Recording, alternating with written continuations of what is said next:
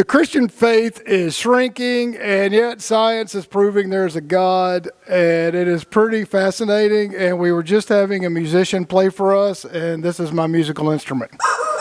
That's all I got to say about that.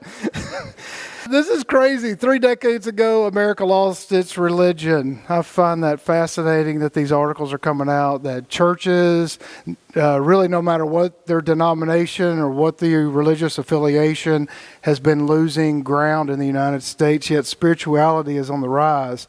I think that is a pretty interesting subject. And I think, why is spirituality having a rebirth, not only in the United States, but around the world? And I think, is it because in the past 20 years or so, there's really been an explosion of discussion and talk about all of the books that were left out of the Bible. I've mentioned this briefly in a couple of other podcasts, but there are a lot. And there are biblical stories that were taken from previous pre-biblical era that just mirror and are copied into the Bible. And I think that creates a lot of confusion with people and a lack of understanding. And it's probably one of the reasons why we're having such a large decrease in that particular religion. I think we can get spiritual value in just about every religion, except the ones that are real mean and hateful.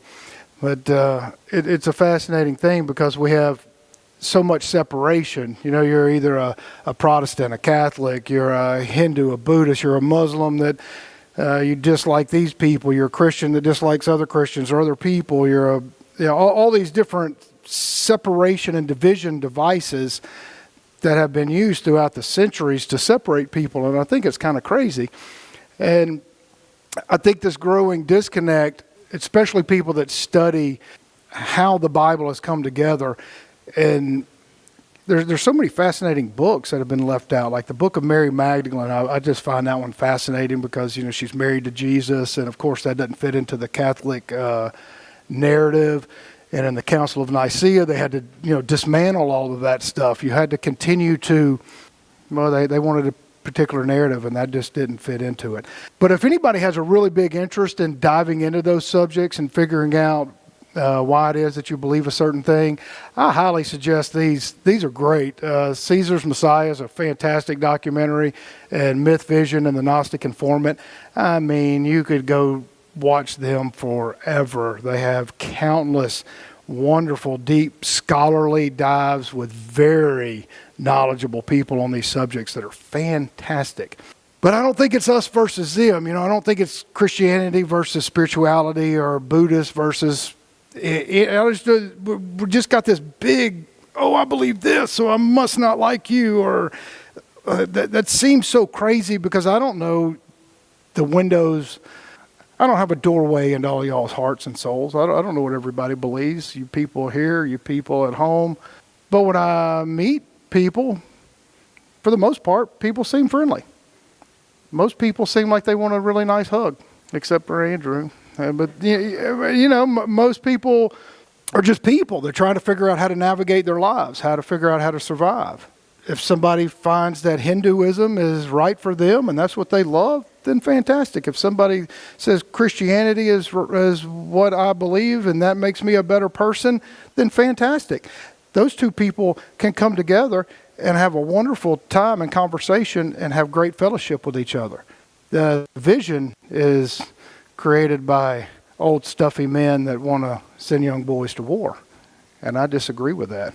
And I just think because the mainstream religion in the United States is starting to slide, I don't think that means that the New York Times was right when it famously wrote, and some of you older people might remember that, when the New York Times says God is dead. I just find that kind of comical. Like, oh really? Well, you're the New York Times, you're an expert on God now. But there is a higher power that we don't understand. And we can connect with a higher power. A lot of people do it through prayer, meditation, worshiping and how you worship. The inner reflections can be extraordinary. And even if you don't believe in anything, or you believe in whatever you believe, I don't think it really matters, because there is an abundance of energy all around us. We can all tap into it. We can all pause our minds. We can all sit with each other from differing ideas and beliefs and hold each other's hand and do miraculous things together. I think it's a fantastic way that we should be. And I don't believe God is dead, so screw you, New York Times. Is there evidence for a higher power? I think there is, and we're gonna do this. And I'd like for y'all to pay really close attention as we go into this, because to me, this is fascinating stuff. So I was told, and I'm sure many of y'all were too, that, out of nothing came something. Well, I find that remarkable. Out of a little bitty cube, they say we had this massive explosion, and now we have all of this. That's an interesting thing. That's really, really interesting. So, but before we get into that, I want us to explore this is like a little mind challenge. There's no such thing as a straight line. None. This is a sheet of paper. Somebody drew an H, and we put it under a microscope, took a picture of it. So where the one line comes down, the other line intersects. You can just look at it. It looks like a straight line. You can look at it on the sheet of paper. Oh, that's straight. I'm driving down the road. Well, I'm driving straight, but no, you're not. That's just a blue line down a sheet of paper. Nothing is straight. It's the same with our individual spiritual paths. Same with our relationships with each other. There are no straight lines. It's not always like Andrew saying that this is the fastest and best way to cook. This is the straight line I'm taking. Andrew never does that exactly. I never walk in a straight line. Neither do y'all. It's not because I was drinking. So nothing is not what it seems. I like to think, what created nothing? How does nothing become something? How? I've been getting a lot of comments lately on our growing YouTube channel about from a lot of people that say that we're crazy for thinking that there's a God. I've been getting a lot of that lately. And I just would like to ask you people, how do you have something from nothing? Where does it come from? We're told this. It explodes out, bam. We're told this little tiny something exploded, duh. Oh, it was full of radioactive elements and stuff. And so now we have this massive universe. But what's on the other side of that? What's on the other side of that? What was before it even happened? Explain that. Riddle me that. There are many that argue that the Big Bang was the beginning of space-time. And energy does not die. Well, if energy does not die, what happened in that spark before the Big Bang? If there was no time before that, what was happening when that little thing was just sitting there? It had to be marked. How long? How long did it sit there before it went bang? Did time just started? It didn't exist before? I need somebody to riddle me that. I can't find that in any book talking about the Big Bang. If there was a beginning, what was born before that? I don't think we can understand these things. I don't think Hindus, Buddhists, Christians, the answers aren't all the way there with everybody, but yet there is infinite energy. We know for a fact that the earth is giving off its own resonance, its own pulse. I know that it's within me. I know when I just hug Andrew and Ricky that it felt great. And I mention this all the time. Whenever I hug somebody and they're like genuine and they're not like buttholes, it's really nice. And I'm going to give you all an example that proves that infinity, because we can't understand what infinity is. It confuses the human mind. But this is our logo in animation that proves you can dive into yourself as deep as you could, forever, for infinity. Let's see if I can get it to play.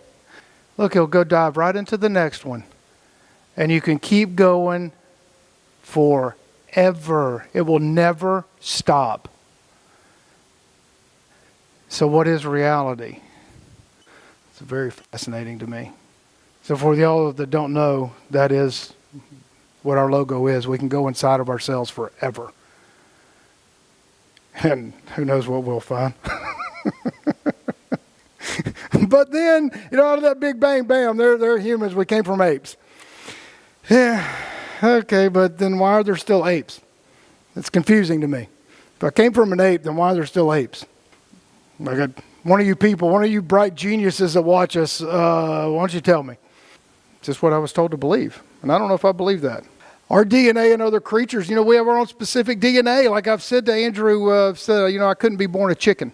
And my DNA says I'm going to be male. I'm going to have this type body, and this is who I am. Jill couldn't be anything else but beautiful Jill. Like there's nothing, I couldn't be anything else. I couldn't be an ape. But we were told this stuff since we were little kids. This is what we're going to do. And I think these kind of people are irritating. the stars, the universe, will slowly cool and fade away. And with its passing, the universe will once more become void, without light, without life, and without meaning. I'm going to tell you, Mr. Scientist, that I have meaning in my life. And when I hugged Andrew just a minute ago, it gave me meaning. When Ricky smiled at me with that cute, sexy, manly smile of his, it felt good. That had some meaning. So I don't like it whenever they say that, because I don't think it's true. Because if I have meaning, that dispels their theory. And what I think that there's more. In this last sentence, that these particles, we're constantly creating and destroying them. There's an endless, infinite cycle. The infinite number 8. But this is fun because all of us have told the theory of evolution. It might be true. We might have evolved some. Maybe, I don't know. I wasn't there. But in case y'all don't know, y'all try to look up the origin of species, because this is where it came from, Darwin. Everybody's heard of Charles Darwin. It is very censored now and very much not the same as it was originally written. But what's interesting is the subtitle is The Preservation of Favored Races. That's the subtitle, The Preservation of the Favored Races. Favored by whom? Who? I mean, it's a big racist propaganda, is what the whole thing was, and to promote England. It's fascinating. If anybody doesn't know those subjects, I highly encourage you to delve into that, because there's a big pieces of the puzzle that you don't understand yet. The universe explodes, it expands, it contracts, and it rinse and repeat. Kind of sounds like reincarnation, but I don't know. And out of nothing, consciousness is born. Like, out of nothing. Just bam, we had a big explosion, and then all of a sudden there's Dean. Huh. That's fascinating. How does consciousness come out of that pile of rock? Out of that forest? Like, where does it come from? Where do I know Dante? Dante, how do you just come out of that? How do the vegetables we eat and the food on the table, how does that become a living, breathing, feeling, exchanging love, aggravation, disturbing, trying to fill void with something else? Like, there's something there. How does it happen, Andrew? How does it happen that rock can breathe? It doesn't. It's not conscious. So how are we conscious? Where does consciousness come from? It's fascinating. Scientists say that there's a law of nature. There's a law to the universe, but many of them say there's no lawmaker. Well, how do you have laws without a lawmaker? Like, how does that happen? How do we have all these precise golden ratios, all of these beautiful geometric patterns, all of these perfect things? Nothing. I don't know. And there's certain phenomena that we just can't describe. We just don't know what it means. Like near-death experiences. People that have been dead for hours and then spring back up. The proven psychic abilities that me and Dean watched this fantastic documentary on yesterday about how the CIA uses psychics and all the intelligence agencies. Have any of y'all ever been sitting around, you've been thinking about something, and you get like just a knowledge download? You don't know how you really know this thing, but you just know it. Like something just happens. You just kind of pick up on something fast. Maybe it's a new language. Maybe it's something that it just happens. It's a pretty frequent experience. Where does that knowledge come from? It's pretty fascinating stuff. This lady, this is so cool to me. This lady, this is called the Lazarus phenomenon, if y'all don't know this, because a lot of people are dead for hours and then they come back to life. Not like just a little bit, like they had a near-death experience, like they're full-on dead. This lady, her heart had stopped beating and she's no longer breathing. I can't pronounce her name, so I'm going to call her Jan. She was declared dead at 91 years old. 91, you think, well, all right, time to go.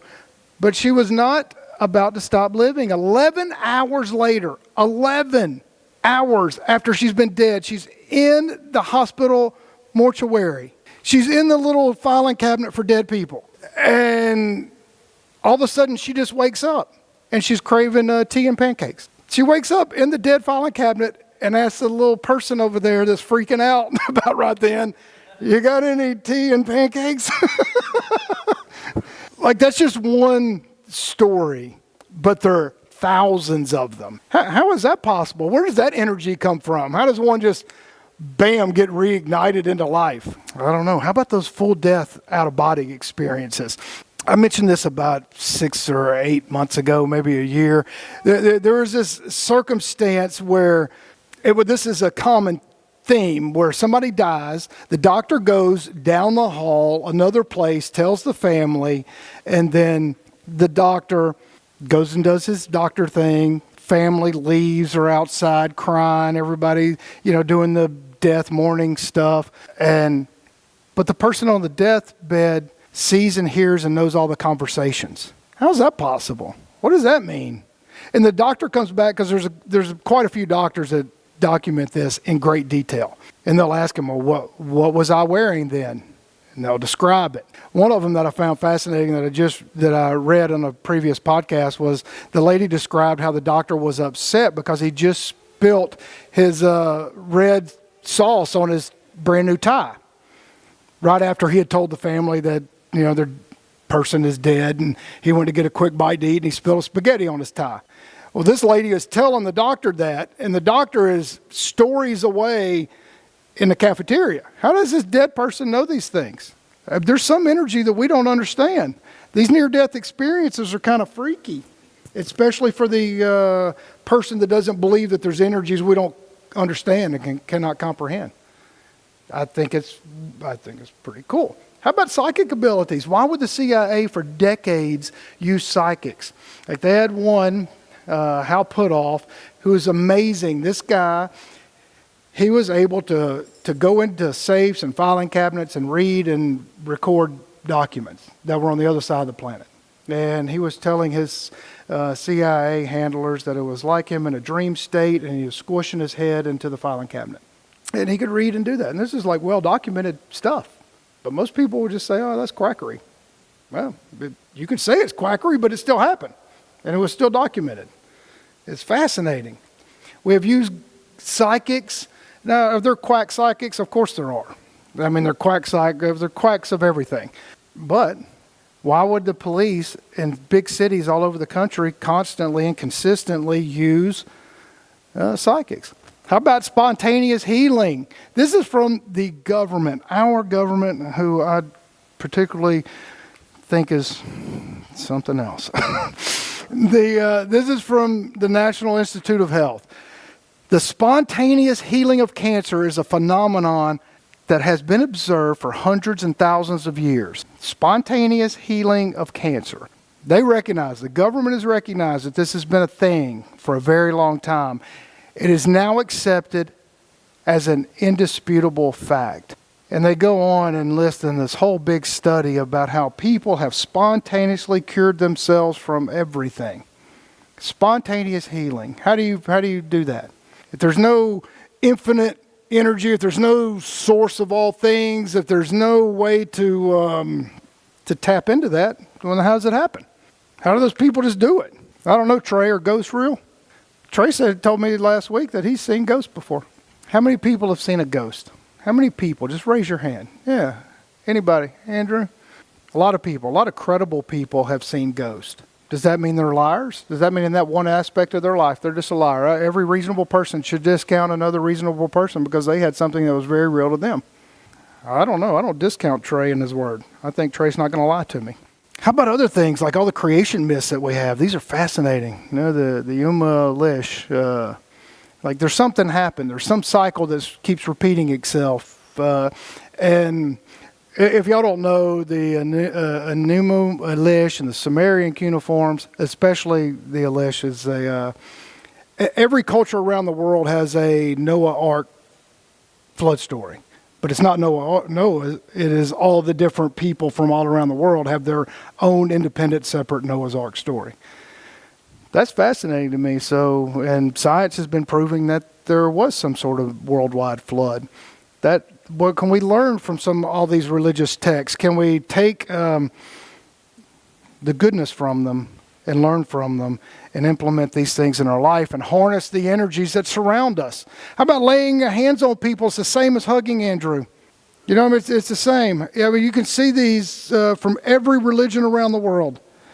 People will go up and they'll put their hands on somebody and pray or meditate with them, and all of a sudden the energy of everybody is uplifted. You feel great. They either got healed or they were lowered their anxiety or they cured them from whatever addiction, just from people loving each other, sitting around, putting their hands on each other and praying and meditating. Where do you get that from? Like, how does that happen if there's not some force you can tap into? Where, how? Now, Jill does not believe in reincarnation. She struggles with this one, and, I don't know if it's true or not, but I do know what's strange is Dr. Ian Stevenson in West Virginia has studied thousands of these, and from people that have these little kids, they start to lose their memories of their previous life when they're about 4 years old.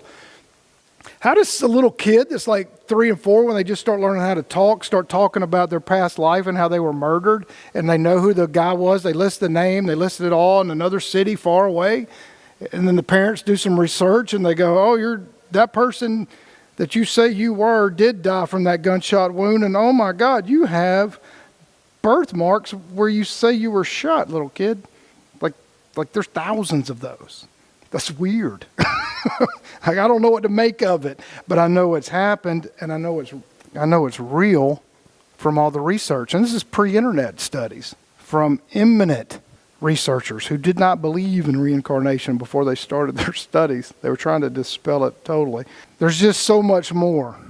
Creating something out of nothing, it's the holiday season, bah humbug. I'll go ahead and say you're crazy. No meaningful evidence that man came from an ape. Like none. Y'all can research it. Just do a lot of research into that. There's no significant evidence that we came from an ape. Andrew may have, but nobody else. There's a natural law. How can there not be a lawmaker? How do you explain the 90-year-old lady waking up? Like, how does that happen? Where does that energy come from? How do we explain our meditative things when we sit and meditate and have these big epiphanies and have these massive experience of connection? Those are big, big, big things. Spontaneous healing? Come on now. How does a lady know what her doctor said after she was dead?